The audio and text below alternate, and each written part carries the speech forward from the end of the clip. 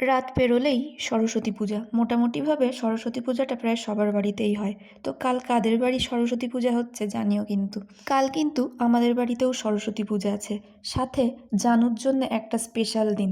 কাল জানুর হাতেখড়ি। এখনও কিন্তু জানুর 3 বছর কমপ্লিট হয়নি। এই 2.5 বছর চলছে। তো একটু আগে আগেই ওকে এই বছরই আমরা হাতেখড়ি দিয়ে নিচ্ছি। কারণ গতবার ওর 3.5 বছর বয়স হয়ে যাবে। সেই কারণেই এই বছরই ওর হাতেখড়ি দেওয়ার সিদ্ধান্তটা নিয়েছি। কাল যেহেতু বাড়িতে সরস্বতী পূজা, ওই কারণেই সকাল থেকে কিন্তু তারই তোড়জোড় চলছে।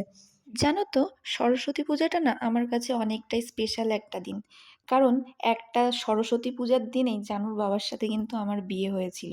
হ্যাঁ, ডেটটা এক নয়, কিন্তু এমনই এক সরস্বতী পূজার দিনেই কিন্তু আমাদের বিয়েটা হয়েছিল। ওই কারণে সরস্বতী পূজাটা আমার কাছে একটু স্পেশালই বটে।